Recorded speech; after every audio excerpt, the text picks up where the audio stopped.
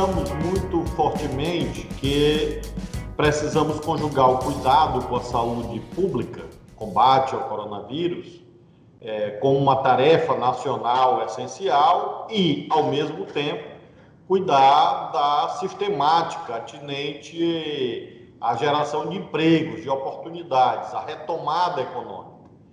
Com este pensamento, reunir recursos de arrecadação própria, de fundos estaduais, também outras fontes como compensação ambiental, doações, fundos nacionais, e agregamos nisto, num plano que homenageia o genial economista Celso Furtado, que se vivo estivesse faria 100 anos, para que nós possamos com isto dizer quais são as nossas metas de agosto a dezembro, entre obras, compras públicas e contratação de serviços, 558 milhões de reais.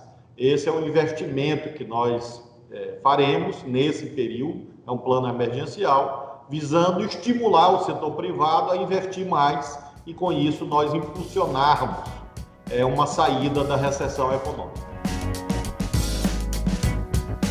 Eu optei de fazer uma reforma em etapas, exatamente porque nós sabemos que é algo essencial para a vida de milhares de servidores públicos, das suas famílias. Então, nós aprovamos uma primeira etapa, logo após a reforma nacional, conseguimos demonstrar que se trata de uma adaptação de regras estaduais às regras nacionais. Fizemos mudanças de alíquota, por exemplo, e deixamos uma segunda etapa para este período pós-pandemia. Nós temos hoje uma comissão de negociação que está negociando essa segunda etapa. De modo que essas reformas muito profundas, que alteram a vida de muitas pessoas, devem, a meu ver, ser conduzidas assim, mediante diálogo e numa visão de etapas, para nós irmos alcançando objetivos passo a passo. Acho que isso vale para o nosso país, vale também para as gestões estaduais. O Maranhão acompanha muito a dinâmica das síndromes respiratórias agudas graves da região amazônica. Lembremos que nós estamos aqui na ponta do Nordeste e na ponta da Amazônia, exatamente no meio, na margem ocidental do Nordeste, na margem oriental da Amazônia. E isso faz com que fatores climáticos, sazonais, levem a que nós tenhamos um ciclo de síndromes respiratórias agudas graves um pouco antecipado em relação à média brasileira. De modo que nós começamos aqui no mês de março, e chegamos ao auge no mês de abril, maio. No dia 25 de maio, eu já comecei um processo muito lento, que ainda está em curso, de abertura de atividades privadas. E isso se mostrou acertado. Nós conseguimos manter taxas declinantes. Nós estamos há 63 dias com taxa de contaminação abaixo de 1, ou seja, tendência de queda, segundo rankings publicados pela PUC do Rio de Janeiro e pela Fundação Getúlio Vargas. Também há aquele pool jornalístico de âmbito nacional que corrobora isso com a queda da taxa de letalidade, de mortalidade em face do coronavírus. E mais recentemente ainda, o Centro de Liderança Pública, CLP, publicou um ranking no jornal Estado de São Paulo, mostrando o Maranhão também muito bem posicionado. Diria, então, que a minha compreensão é que o pior passou, mas a batalha ainda não encerrou. Nós temos hoje aproximadamente 8 mil casos ativos ainda, portanto, existentes. Temos um inquérito sorológico em curso para mostrar o tamanho da subnotificação. Muito provavelmente, a estas alturas, milhões de maranhenses tiveram o coronavírus, o que pode, inclusive, nos conduzir em algum momento à chamada imunidade coletiva, fazendo com que nós tenhamos esse cenário de progressiva abertura econômica. Eu te diria que hoje nós temos 90% das nossas atividades funcionando e 10% ainda aguardando, por exemplo, grandes eventos. Nós não liberamos eventos, sejam governamentais, sejam eventos privados, de grande porte, casas de festa, shows, etc. Nada disso. Mas 90% das atividades privadas estão funcionando, nós mantemos a taxa declinante, agora compreendemos que o coronavírus é como se fosse uma maratona e não uma corrida de 100 metros. Ou seja, nós ainda temos uma estrada a percorrer até que a ciência mundial consiga a vacina e aí finalmente nós possamos falar que vencemos a batalha. As escolas privadas estão parcialmente funcionando.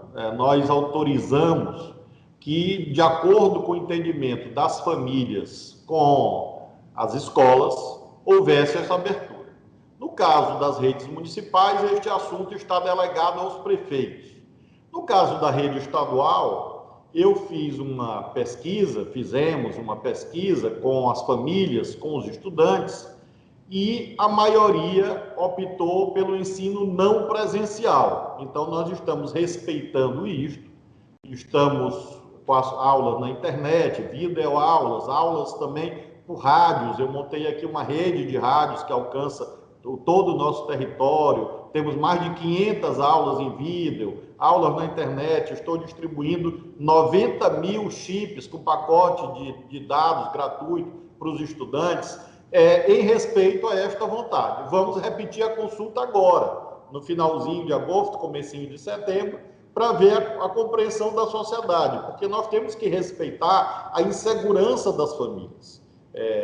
Nós temos padrões sanitários hoje que, na nossa ótica, permitem sim que nós tenhamos aulas presenciais, evidentemente com cuidados sanitários, com revezamento de estudantes, com lotação parcial da sala de aula, ou seja, não todos os alunos ao mesmo tempo, enfim, todas essas regras sanitárias que constam de decreto. Agora, se as famílias e os estudantes ainda continuam se sentindo inseguros, nós estamos conversando e optando pelo ensino não presencial na rede estadual nesse momento. No início, havia uma uniformidade maior dos entendimentos e das medidas. Cada estado, mais ou menos, de um modo geral, montou o seu comitê científico. Por exemplo, aqui no Maranhão, eu tenho o comitê científico do Maranhão, do qual um dos seus membros nos representa no Comitê Científico do Nordeste. Ocorre que, com o passar dos meses, nós vimos indicadores bastante diferentes. Como mencionei, o Maranhão acompanha mais a dinâmica da Amazônia do que propriamente a dinâmica dos estados mais efetivamente ao Nordeste, que são muito próximos. O Maranhão acompanhou mais aqui o que aconteceu no Pará, no Amapá, no Amazonas, do que propriamente nos outros estados do Nordeste. Então, isso fez com que houvesse a dificuldade de uniformização, porque os momentos da pandemia, do ciclo epidemiológico, eram diferentes. Então, o que valia no estado já não valia no outro. Então, como eu mencionei, quando eu comecei a abrir comércio aqui no dia 25 de maio, houve gente que dissesse que era um absurdo. E eu mostrei que nós tínhamos base científica e planejamento, e eu sustentei, e fomos fazendo semana a semana, e continuamos avançando. É claro que não conseguimos zerar o coronavírus, muito ao contrário, nós temos muitos casos, como mencionei, milhares de pessoas ainda com coronavírus. Mas conseguimos, ao meu ver, aquilo que eu sempre busco, que é a ponderação. A virtude, no mais das vezes, está no caminho do meio, do bom senso. E foi isso que nós conseguimos fazer até aqui. E aí cada estado, naturalmente, tem a sua autonomia, tem a sua própria característica, e todos nós, governadores do Nordeste, conversamos bastante, e evidentemente há um clima de muito respeito à autonomia de cada estado. Realmente um episódio que nós não gostaríamos que tivesse ocorrido, lamentamos profundamente. Lamentavelmente, infelizmente, isso derivou daqueles desacertos que houve entre super demanda e baixa oferta de produtos. Vários estados tiveram esse problema, mesmo o estado de São Paulo, por exemplo, o próprio governo federal fez compras que não conseguiu receber. Havia uma corrida, eu mesmo tive que montar aqui uma operação de um avião saindo da China, passando pela Etiópia, para conseguir chegar em São Paulo, para conseguir respirador. Num momento dramático aqui, no mês de abril, em que nós não conseguimos comprar respirador em canto nenhum, nem no Brasil, nem fora do Brasil. Então, o Consórcio Nordeste, sob liderança do governo da Bahia, fez essa tentativa, infelizmente se frustrou. Hoje há uma demanda na Justiça, há uma ação na Justiça do Consórcio Nordeste, que tramita na Justiça da Bahia, para que haja a devolução desse dinheiro. É o que nos cabe. Lamentar, deplorar que empresas privadas não cumpram os contratos. Como você um de nós ir a um comércio, chega lá, olha uma televisão, gosta dela, você faz lá o pagamento, passa o cartão de crédito e o vendedor diz que vai lhe entregar amanhã. E aí você confia que no dia seguinte o caminhão vai lá na sua casa e vai entregar a TV. E chega o dia seguinte e você descobre que não entregaram a sua TV. E aí o que você faz? Você vai ao PROCON, você entra na Justiça, você vai lá e briga. Lamentavelmente isso está acontecendo nesse instante.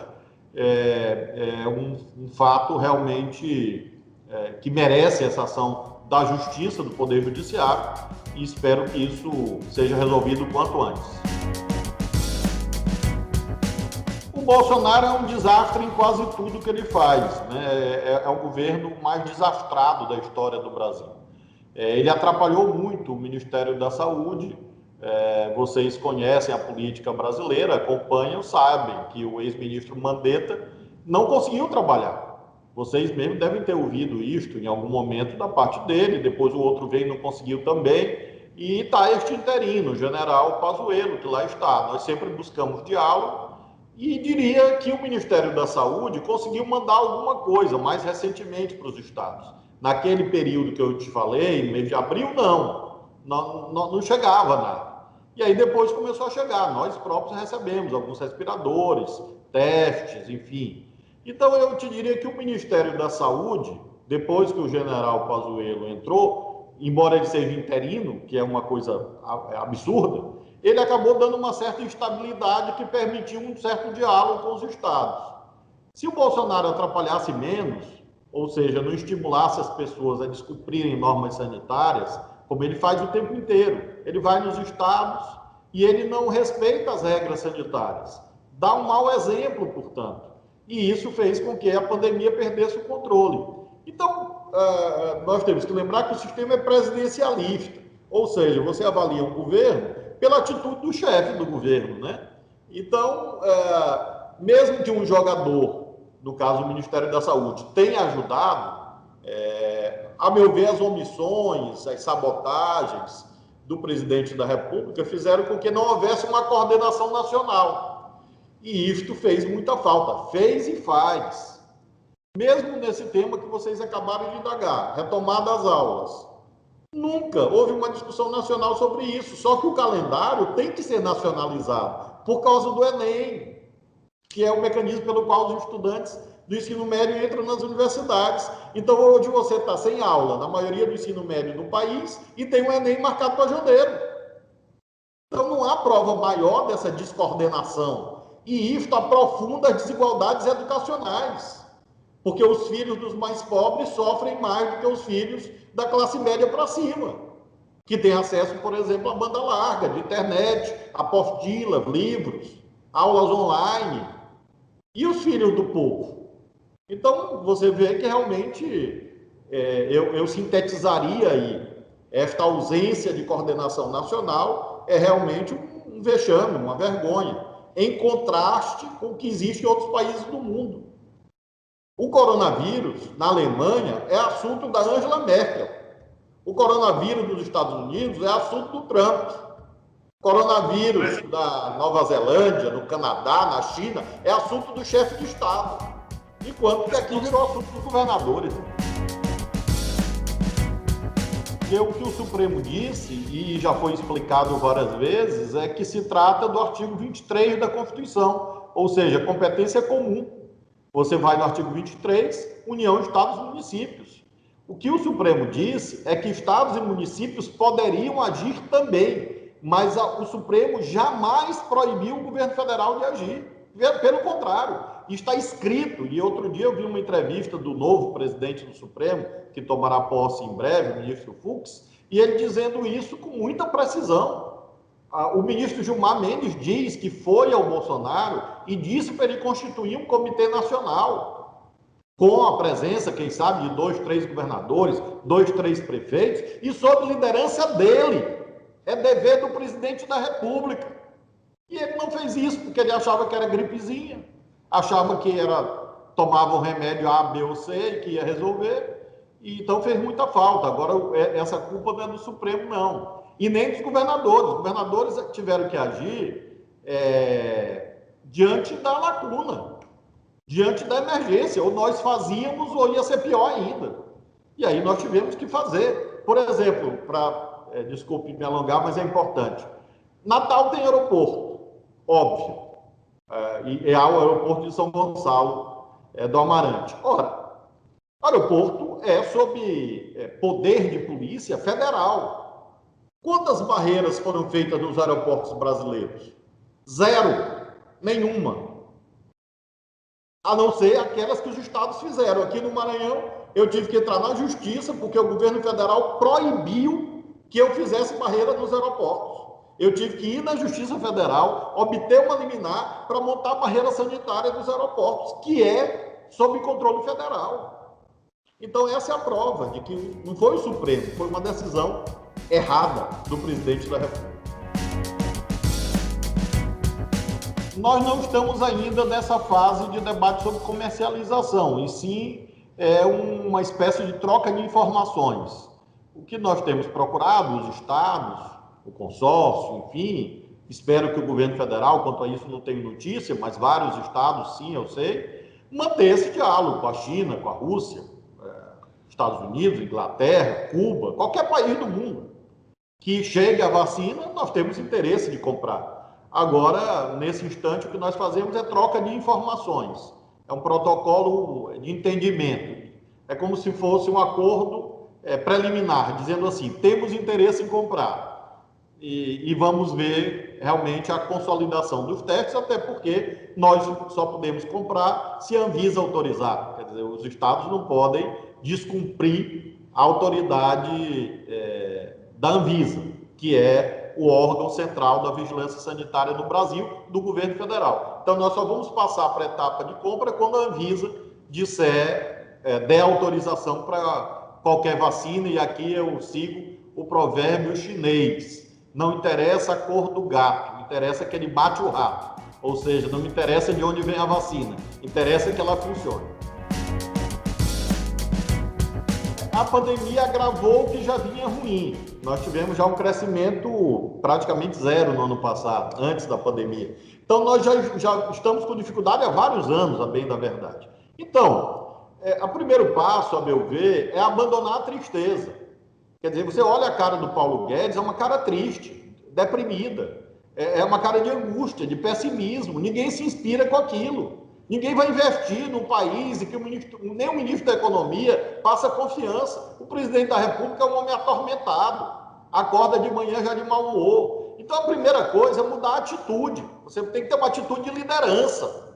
Você tem que puxar o Brasil para frente, empurrar o investimento e não ficar falando de corte o dia inteiro. Porque o empresário só investe se ele tiver para quem vender. Se não tem demanda, ninguém investe apenas por diletantismo, porque acha bonito. Obviamente, um investidor precisa do retorno do capital investido. Então, quando você está nessa conjuntura, e isto é uma realidade econômica conhecida, sempre há uma alusão ao New Deal, liderado pelo Roosevelt, pós-crise de 29, nos Estados Unidos.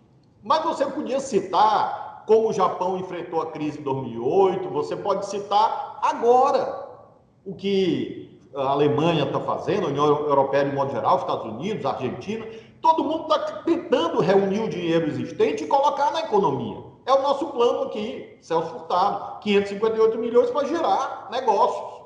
O governo federal tem muitos instrumentos. Então, a primeira coisa é mudar a atitude psicológica, largar essa tristeza, esse mau humor, essa depressão e essa confusão desse pessoal, esse ódio, essa brigalhada. A segunda questão é você ter inteligência gerencial de reunir os recursos existentes. Dou um exemplo. O Fundo Constitucional do Nordeste tem mais de 10 bilhões lá. 10 bi. Então, se você pega e transforma isso em obra rodoviária, eu tenho certeza que o Rio Grande do Norte precisa, ou de porto, enfim, de infraestrutura, você está girando a economia. Então, o dinheiro está lá. A Eletrobras tem dinheiro em conta. O Banco Central tem dinheiro, o Tesouro Nacional tem dinheiro, o BNDES, o FAT, o FGTS, Fundo Constitucional do Centro-Oeste, do Norte. Então, você precisa reunir algo na casa de centenas de bilhão. Não pode ser uma coisa pequenininha. Lembra que o PAC 1 implicou investimentos de 500 bilhões, uma conjuntura econômica melhor. Agora, reúne 300, 400 bilhões e vamos fazer Minha Casa Minha Vida. Fazer habitação para o povo, gerar emprego para o povo, sustentar as micro e pequenas empresas. Então, eu tenho desdobrado a visão, a minha concepção, em torno disso. Mudar a atitude para gerar confiança. Segundo lugar, mobilizar os recursos existentes. Terceiro lugar, saber onde bota o dinheiro. Onde bota o dinheiro? Em primeiro lugar, obra pública. Em segundo lugar, apoiar micro e pequenos empresários. Natal é uma cidade turística importante. O turismo está no chão. No chão. E se o hotel vai para o chão, o taxista vai junto. Quem vende o alimento do hotel também vai junto. Então você precisa sustentar, não apenas com crédito, se for necessário, sustentar pagando a folha da empresa. É o que os outros países estão fazendo. Não para sempre, claro, mas para evitar que feche. Porque uma empresa que fecha, depois não abre. Outro dia eu li uma estimativa de que metade dos restaurantes e bares do país vão fechar. Nos grandes centros, nas cidades turísticas, cinemas. Pensa, milhões de desempregados. Então, obra, você apoiar micro e pequenas empresas que geram muito emprego. Em terceiro lugar, uma política industrial, escolher alguns setores econômicos que possam impulsionar o país. Petróleo e gás, complexo industrial da saúde. Nós vamos comprar respirador na China. Será que no Brasil não se faz respirador, não? Não se faz máscara? Não se faz luva? Então pega dinheiro e investe, porque senão a gente vai ficar financiando emprego em outros países. Política industrial. É possível fazer isso aí sem quebrar o país, não é nada desse tipo, nada. Ficam com essa mitificação de teto. É porque não sabem governar. Não sabem. Esta é a realidade. E aí ficam se atrapalhando e o tempo está passando.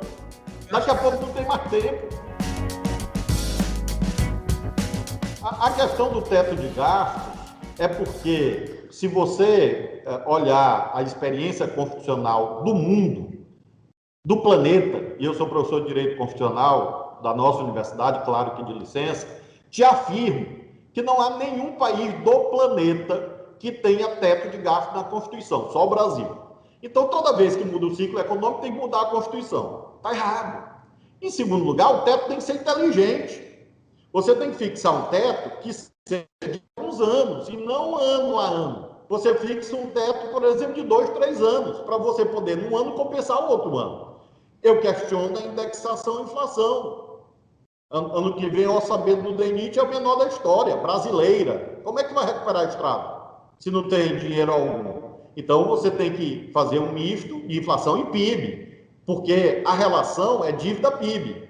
Então, você tem que olhar a dívida, tem que olhar o PIB, porque existem duas formas de estabilizar a relação. Ou você contém a dívida, ou você aumenta o PIB. É uma relação percentual. Então, se você olha só para a dívida, você não está cuidando de modo inteligente. Então, você tem que, claro, olhar para a dívida, ter responsabilidade fiscal, mas também impulsionar o PIB, porque é o que todo mundo está fazendo desde 2008. e está fazendo nessa crise agora. Então, o teto pode ser equacionado com alguma pequena mudança sem precisar revogar o teto. Eu sou contra revogar o teto. Eu acho que o teto deve ser mantido, mas deve ser adequado a uma tragédia que aconteceu. Ora, nós temos a nossa vida, nós temos um planejamento, uma forma de viver. Acontece um imprevisto na nossa vida, você muda as regras de casa. Você não vai continuar vivendo do mesmo modo. Então, aconteceu uma tragédia chamada coronavírus. Então, você não pode achar que você vai continuar a sua vida do modo como antes. Circunstâncias excepcionais, remédios excepcionais. Agora, enfatizo isto: tempo. Tempo. Esse pessoal está perdendo tempo. Nós já estamos chegando em setembro. E nós vamos produzir um desemprego que é o maior da história desse país. Então, eu tenho feito essa pregação cívica, Pacto Nacional de Empregos.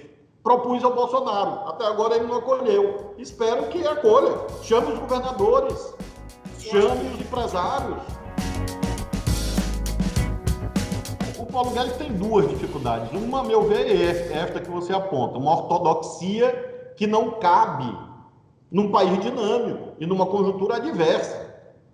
Então, isso é um jogo de futebol, né? Vamos imaginar o ABC jogando contra o Sport de Pernambuco no campeonato. Você tem uma tática de acordo com a situação do jogo. E se você fica com a mesma tática, o time perdendo, o técnico é demitido no dia seguinte. Então, o Bolsonaro com o Paulo Guedes, eles só sabem jogar de um jeito. Então, tanto faz se o time está ganhando de 1-0, perdendo de 4-0, eles querem jogar do mesmo jeito. Não tem condição. E a segunda razão é que o Paulo Guedes não conhece o Brasil. Não conhece. Eu tenho respeito por todo mundo. Eu não falo isso porque eu desrespeito pessoalmente. Eu sequer o conheço, assim, pessoalmente. Não é nada disso. É apenas uma constatação. Ele não conhece o Brasil, não conhece a máquina pública, não conhece os políticos. Ele não sabe analisar uma votação do Congresso. Agora teve essa votação do Senado, quase que ele bota tudo a perder, porque aí ele foi tratar o Senado como se os senadores fossem funcionários. Aliás, eu acho que nem se fossem funcionários dele, ele pode tratar daquele jeito. E aí ele trata como se fossem subordinados a ele. Então, é a prova de que não conhece o Brasil. Então, realmente, eu sou católico, apostólico, romano, tenho fé em Deus, acredito em milagre. Pode ser que esse pessoal seja alcançado por algum tipo de milagre, né? Eu sempre menciono que Saulo virou Paulo na estrada de Damasco. Pode ser que eles achem uma estrada de Damasco bíblica e consigam se converter, mas do jeito que está difícil. Nós temos que conviver com déficit como os outros países estão convivendo. A relação dívida-PIB cresceu no mundo todo, não é só no Brasil, é isso que tem que ser compreendido. A relação dívida-PIB, que estava a dívida bruta, né? Estava em 65% do PIB, que é alto, vai chegar agora a 90%, 95% do PIB, paciência. Agora, e nos Estados Unidos? E na média dos países da OCDE, menor do que isto? Não é menor do que isto. Ou seja, nós temos que administrar isso ao longo do tempo. É como você enfrenta uma tempestade, você não vai resolver tudo de uma vez só. Então, você tem que estabilizar. E para estabilizar, você precisa investir. É isso que eu quero insistir. Responsabilidade fiscal nesse momento é amiga do investimento, porque você gerando investimento, você gera receita, impulsiona o PIB e salva o quadro social do país. Senão você vai destruir o Brasil. 2014 não? Hã? Não tem perigo de acontecer o que aconteceu com Dilma em 2014, 2013, 14 não? Ali, naquela circunstância, houve também fatores políticos. Por isso que eu insisti num pacto. Ou seja, é preciso que todo mundo esteja unido, exatamente para evitar a divisão política que aconteceu, como você menciona, em 2013, 2014, e a Dilma não teve condições de recuperar a dificuldade econômica que, de fato, existiu, porque houve aí fatores políticos também. Por isso que eu propus ao Bolsonaro um pacto. Eu fiz um documento a ele, formal, nunca respondeu, dizendo o quê? Junte os 27 governadores, junte o presidente da República, o presidente da Câmara, o presidente do Senado, o presidente da CNI, da CUT. Vamos aqui discutir o que cada um pode fazer. Eu teria dito, olha, presidente, eu consigo reunir 500 milhões. Eu consegui, está provado. Eu posso mandar para vocês em seguida. Eu tenho e vou usar. Se eu tenho, o governo federal tem alguma coisa também. Então é como se fosse uma vaquinha. Cada um entra com um pedaço. Não pode deixar a economia do país quebrar de vez. Eu propus foi a ele. Eu não respeito o Bolsonaro como pessoa, porque eu acho realmente que ele é uma pessoa muito atrapalhada e como ele pensa não é do jeito que eu penso. Mas, como governador, eu respeito o presidente da República. Já estive em várias reuniões com ele. Várias. E sempre num clima respeitoso, elegante, protocolar, chamando de Vossa Excelência. Tratando, portanto, a presidência da República como uma instituição que independe do indivíduo que lá está. Isso, a meu ver, é básico. A relação federativa, administrativa tem que ser mantida, apesar da divergência política profunda que eu tenho com ele. E eu acho que era papel dele coordenar isso. E eu estou disposto a ajudar. Estou reiterando aqui para vocês. Se o Bolsonaro chamar uma reunião amanhã, 5 horas da manhã, lá no Palácio da Alvorada, para tomar café, com as emas lá no jardim, aquela ema que atacou ele, eu estaria lá 5 horas da manhã. Porque o povo do Brasil está acima das divergências que eu tenho. Na verdade, foi até uma oportunidade que ele teve, né, governador? Porque ele poderia ter aí, foi até uma oportunidade, né, que ele teve, então, porque... Você sabe o que ele fez? Ele ironizou, debochou. Além de não responder formalmente, em uma entrevista, ele fez foi debochar, dizendo que eu tinha fechado tudo, toda a economia do Maranhão, e que agora eu estava pedindo socorro. Isso não é uma atitude séria. Eu sou uma pessoa séria. Eu sou sério, eu sou servidor público há 31 anos. Eu fui juiz federal, fui deputado federal, sou governador do meu estado, eleito 2 vezes em primeiro turno. Então eu tenho seriedade. Então eu trato as coisas seriamente. Eu sou incisivo, eu sou transparente, direto no que eu penso. Agora, pronto para dialogar. Aprendi isso na Câmara. Não tem escola maior. 513 deputados. Então você tem que dialogar. Para conseguir passar um projeto de lei, você tem que dialogar com diferente, com quem pensa diferente de você. É uma grande escola política. Infelizmente, o Bolsonaro ficou lá mais tempo do que eu e não aprendeu. Ele só quer conversar com os que pensam igual a ele. Aí não dá certo. Você não pode presidir um país pensando só no seu grupinho, na sua família, nos seus filhos. Pensando no Queiroz, não dá certo. Você tem que pensar com todo mundo, chamar todo mundo, unir o país. É assim que se faz. E não brigando toda hora. Vamos primeiro fazer o gesto correto sobre o crescimento da popularidade dele. O crescimento da popularidade dele foi assim, ó. Se eu tivesse com a popularidade que o Bolsonaro tem, eu estava triste. Então, porque é um patamar ainda muito baixo. Agora, é claro que ele melhorou um pouco, porque o Queiroz foi preso, ele se aquietou um pouco. Isso já ajuda, os filhos sumiram, isso também ajuda. Tem o efeito do auxílio emergencial, então ele melhorou um pouco. Agora, o que eu acho que ele deveria fazer, se me fosse permitido opinar, que não, claro que ele é de outra posição política, seria, em vez de fazer campanha eleitoral, fazer uma agenda administrativa em Brasília, agenda de trabalho. É um governo sem agenda. Eu poderia fazer com qualquer um, e convido vocês a também fazerem. Vamos falar de 5 ações do governo Bolsonaro. 5. Você não acha? Não tem 5. 10. Não tem. Ministro da Educação, ele ficou 1 ano e meio sem ministro da Educação. É um recorde, porque não tinha ministro. Era só confusão, não tinha política educacional. Qual é a política educacional do país? Não existe. Qual política para gerar emprego? Não existe. Qual a grande obra que ele começou? Não é a obra dos outros, a obra que ele começou. Não existe.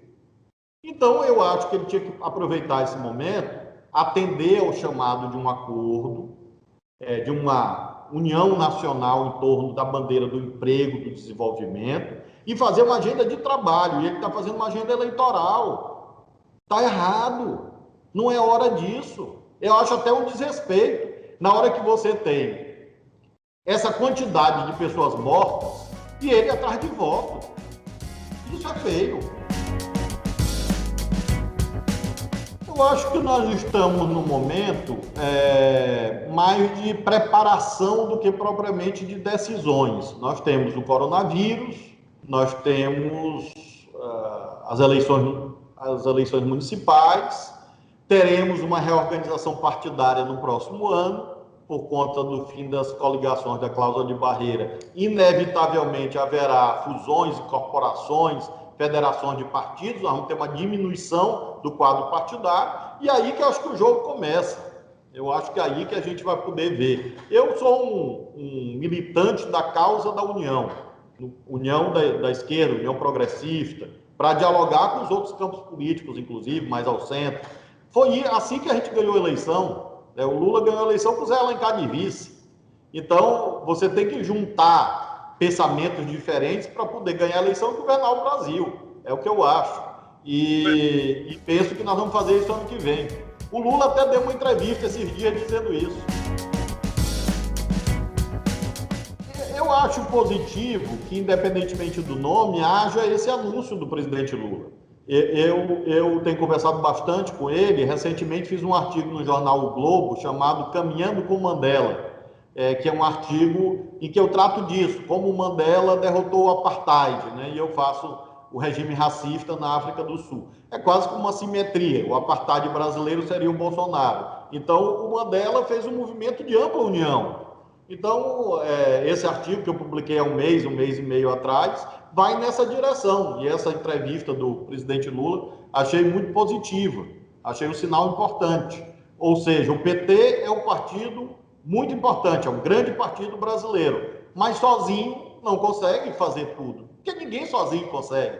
Nem na nossa casa, na nossa vida pessoal. Você sempre conta com a ajuda de alguém. Então, quanto mais gente ajudando, melhor. Com o PT junto. Então, achei muito boa essa frase, e aí essa declaração do presidente Lula.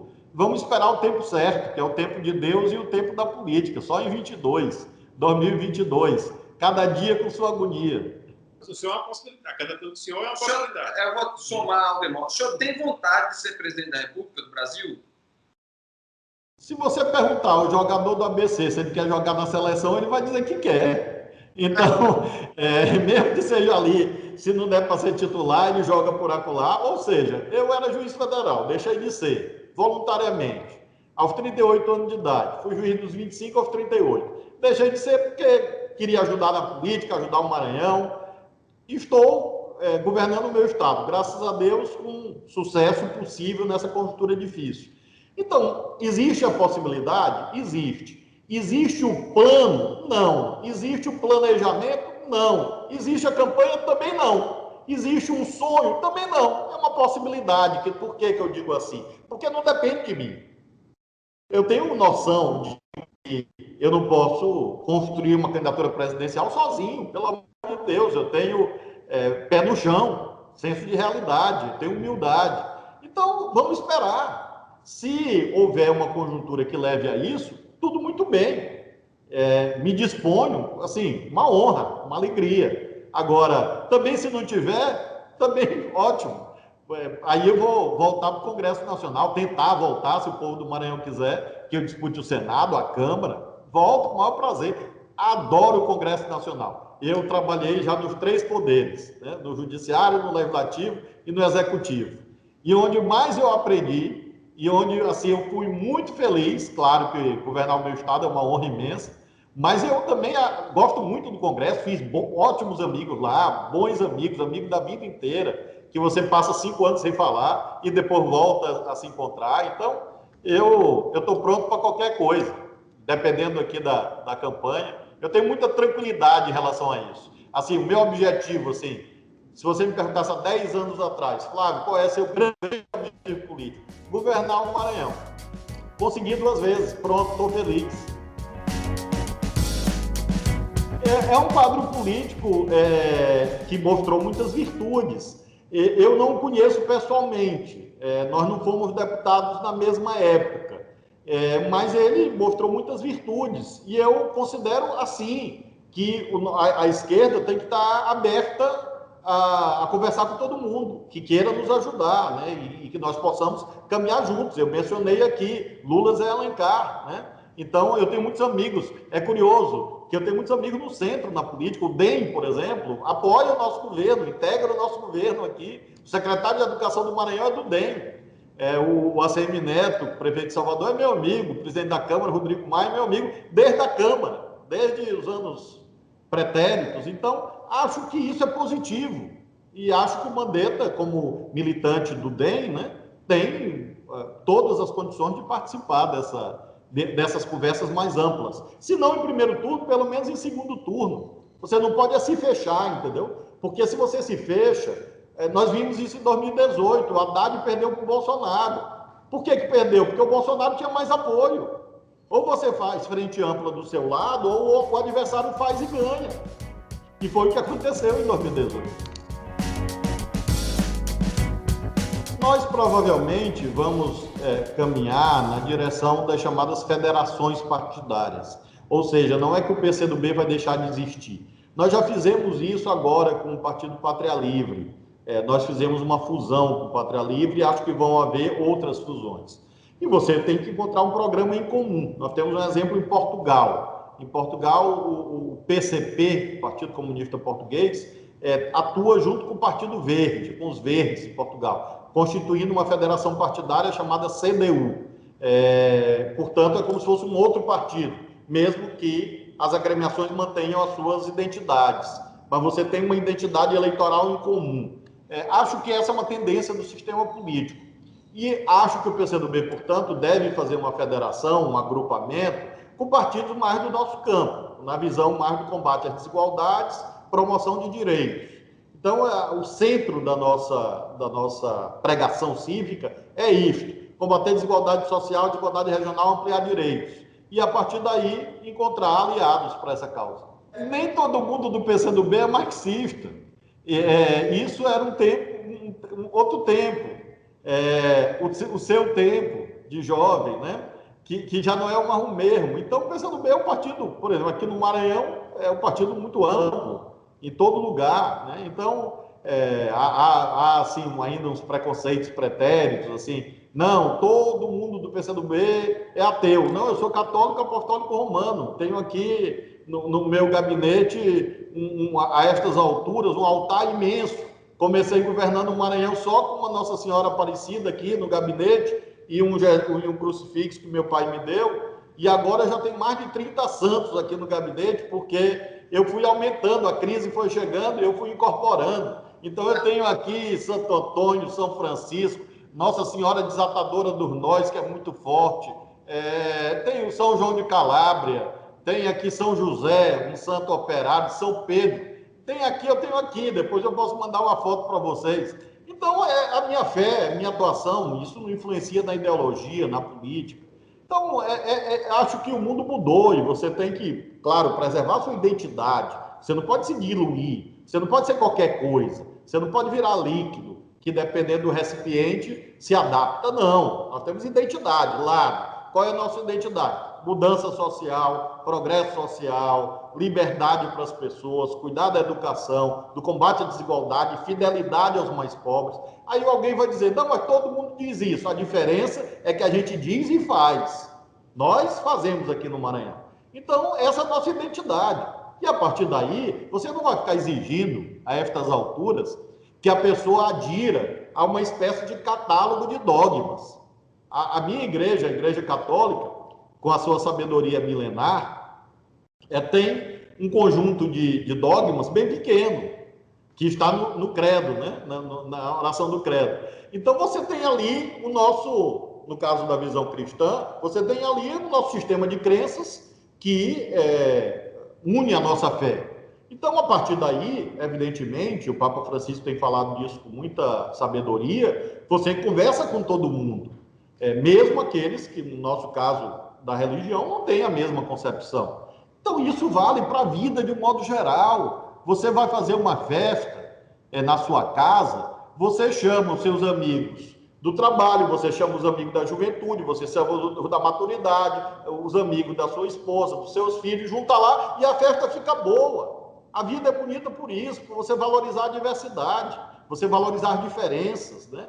Então, eu acho que é isso que a gente precisa entender e deixar esse discurso de ódio de lado. O Brasil não pode ficar convivendo com esse ódio que está na internet, está estragando a vida das pessoas. Tem gente que vai e fica com depressão com isto e atrapalha o Brasil. E que é essa história do cancelamento. Eu não gosto de uma frase, não, eu não falo mais com essa pessoa. Pelo amor de Deus, não existe. Então, no PCdoB tem tudo, tem até marxismo. Como cristão e como ex-juiz, qual é a sua opinião com relação ao episódio que envolveu a menina que foi estuprada, que engravidou e que teve que abortar um aborto determinado pela justiça, um aborto legal? E a reação das pessoas a toda essa história? Como é que o senhor vê isso?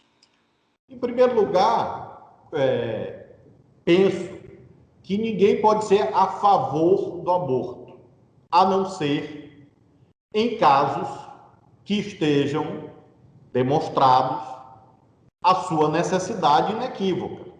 Isso está na lei brasileira desde 1940. Então, você me pede a minha visão de ex-juiz, é esta. A lei tem que ser cumprida.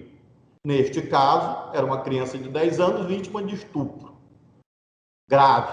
A lei autoriza a interrupção da gravidez neste caso? Sim. Então, a lei tem que ser cumprida. É esta a minha visão. Agora, se você me pergunta, eu sou a favor de mudar a lei? Não. Eu acho que a lei, do jeito que está boa. Porque, filosoficamente, eu sou contra o aborto, filosoficamente, eu sou contra as drogas. Não significa dizer que eu acho que a mulher que fez o aborto tem que ser presa. Não. Ou o garoto que está eventualmente envolvido por droga tem que ir para a cadeia passar o resto da vida. Não, porque cadeia não resolve. São questões diferentes. Eticamente, filosoficamente, eu reprovo. Agora, criminalizar, meter na cadeia não é a solução. Neste caso concreto, nesse terrível caso concreto, a lei foi cumprida. Só não foi cumprida por quem indevidamente divulgou a imagem, o nome de uma criança de 10 anos, fazendo com que ela tenha que mudar de nome. A consequência foi essa. Então, realmente, acabou se gerando a chamada revitimização. Quer dizer, ela se tornou vítima de novo. E isso realmente é ilegal, porque a lei estava do lado dela, e friso, desde 1940. Não é uma lei nova. Então, eu acho que a lei tem que ser cumprida, e a visão é essa. Apenas agradecer a vocês pela fraternidade, pelo espaço, pela possibilidade de conversar com toda a população do Rio Grande do Norte, estado pelo qual eu tenho grande estima, grande admiração, muitos amigos de vários lados da política do Rio Grande do Norte. Convivi com muitos amigos na Justiça Federal do Rio Grande do Norte, amigos muito queridos meus na Justiça Federal do Rio Grande do Norte.